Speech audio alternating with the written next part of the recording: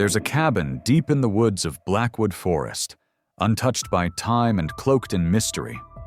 For decades, it has been the subject of ghost stories and urban legends.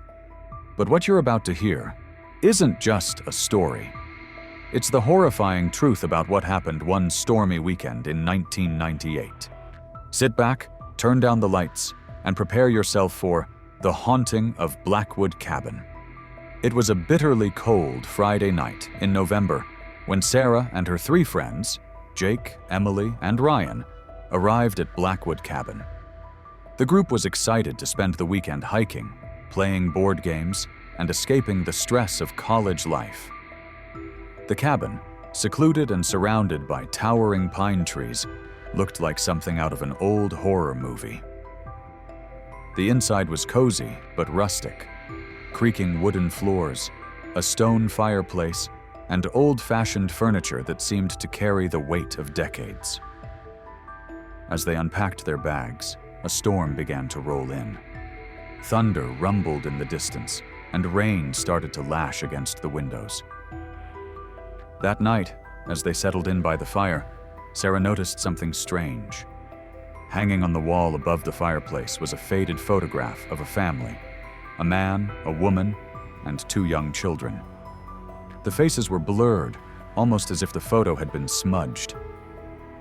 "Creepy," Jake muttered, and Emily laughed nervously. As the storm raged outside, Ryan suggested they play a classic game of truth or dare. It was all fun and laughs until Emily was dared to take a walk outside. Armed with only a flashlight, she ventured into the pitch-black forest. Minutes passed, and Emily didn't return. Suddenly, they heard a loud, blood-curdling scream echo through the woods. Sarah, Jake, and Ryan raced outside, their flashlights cutting through the dark. They found Emily standing in the clearing, trembling and pale as a sheet. I saw someone," she stammered. "A woman, in a white dress. She was just standing there, watching me." The next morning, the group dismissed Emily's encounter as a figment of her imagination, until Sarah found claw marks on the cabin door. They were deep and jagged, as though something inhuman had tried to get inside. Fear began to settle in, but Jake, the skeptic of the group, laughed it off. "It's probably just a bear," he said. The second night was worse. Around midnight, Sarah woke to the sound of faint humming. It was a soft, eerie melody that seemed to be coming from the living room. She crept out of bed and froze. In the dim glow of the dying fire, she saw the figure of a woman in a tattered white dress, her back turned to Sarah. "Who are you?" Sarah whispered, her voice trembling. The figure turned slowly, revealing hollow black eyes and a twisted grin. Sarah screamed, and the figure vanished into thin air. Terrified, the group decided to leave immediately. But as they packed their belongings, the doors slammed shut on their own.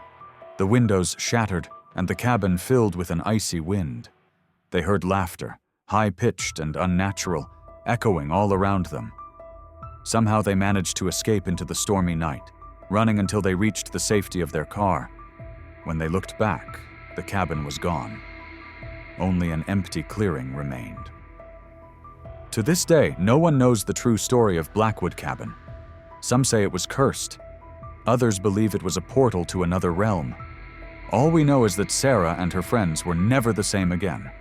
And if you ever find yourself near Blackwood Forest, stay away from the cabin, because it's still out there, waiting for its next visitors.